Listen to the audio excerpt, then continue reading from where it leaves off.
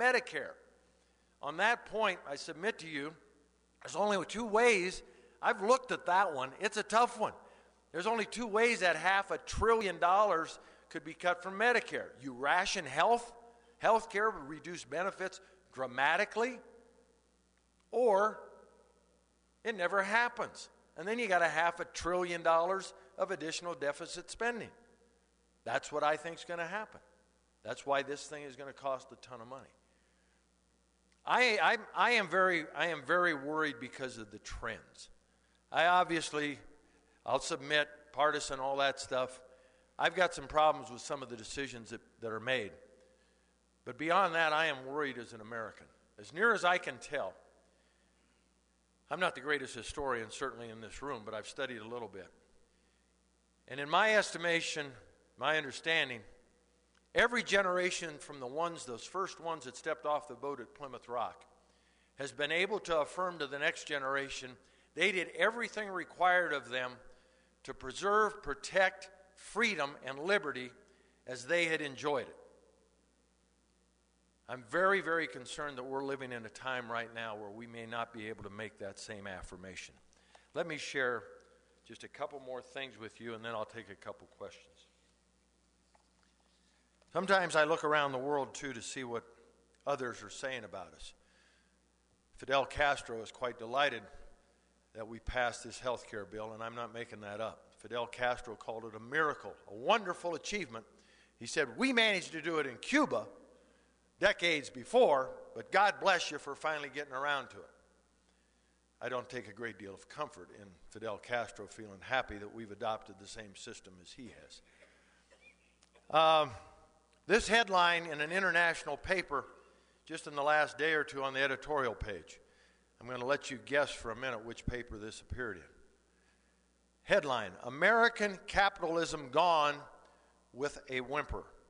First sentence, it must be said that like the breaking of a great dam, the American descent into Marxism is happening with breathtaking speed against the backdrop of a passive people. It goes on to say, Americans know more about their favorite TV dramas than the drama in D.C. that directly affects their lives. It further says that part of this collapse is because we have liberalized even our religion in America to the point that churches are scandalously liberalized. The final collapse came, I'm not making this up, I just read it, so don't stone me. The final collapse has come with the election of Barack Obama. If this keeps up, he's talking about the record-setting spending. He says the past 3 months have been truly impressive. The printing of money, quote, if this keeps up for more than another year, and there is no sign that it will not, America at best will resemble the Weimar Republic. Those of you who don't remember, that's Germany between the First and Second World War with the rampant inflation. The Weimar Republic, or at worst, Zimbabwe, the United States of America. The proud American will go down into his slavery without a fight, beating his chest and proclaiming to the world how free he really is. And the world will only snicker. Anybody know where that appeared? Absolutely. Who said that? Pravda. Absolutely. And Pravda. Finally, Lech Walesa, a man that I have an enormous amount of respect for. When you talk about the collapse of the Berlin Wall, you talk about Ronald Reagan and Margaret Thatcher and John Paul II, but you also talk about Lech Walesa, who stared the bear in the face, stood up to the bear, said, we want our freedom. We peasants, we workers want our freedom. And communism collapsed in Poland and set the stage for the collapse of the whole Soviet Union. Lech Walesa, we haven't had many better friends than Lech Walesa. Lech Walesa also understands what freedom is all about. And just like another dissident, I could be quoting Natan Sharansky, who sat in the gulags in Russia, in Soviet Russia, and was handed a copy of Pravda by one of the guards one day, and he read that an American president called them what they were, an evil empire. He said that's all we needed. That's all we dissidents needed to continue the fight, to continue to stand up against communism until it collapsed, was to know that an American president was with us, the United States of America. Here's what Lech Walesa says today. The United States is the only one superpower. Today they lead the world. Nobody has any doubt about it militarily. They also lead economically, but they're getting weak. But they don't lead morally and politically anymore. The world has no leadership. The United States was always the last resort and hope for all other nations. I took a great deal of pride in that. But Lex says today, he goes on, he says, there was the hope. Whenever something was going wrong, one could count on the United States. Today, he says, we have lost that hope. I don't know about you folks. I wear this flag for a reason.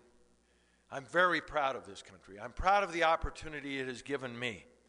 I talk a lot about my grandfather, who came here like probably a lot of your ancestors, as an uneducated immigrant through Ellis Island, didn't speak the language, borrowed the money for the boat ticket to get here, was penniless, left his wife and his first child in Belgium for 2 years before he could earn enough money to go back and get them.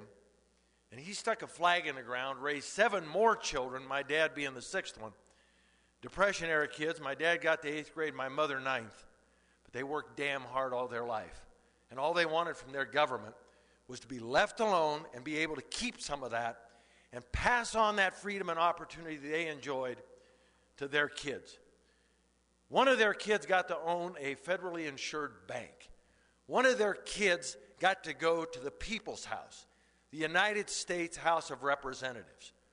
My grandfather and my parents could not have possibly had that big of an American dream. They dreamed big things. But this land has blessed me and tons of people just exactly like me, beyond any expectation. I've now got 4 kids and 3 grandkids, and God willing, many more on the way. And it troubles me greatly that I might have to look at them and say, as Ronald Reagan once did, he said, freedom isn't passed on in our bloodstream. We don't pass it through our DNA. We got to fight for it. We've got to work for it to preserve and protect it. Otherwise, there will come a day when in America we have to sit on the porch and explain to our kids and our grandkids what it was once like in the United States of America when men were free. That troubles me greatly. Thanks for letting me share that with you today.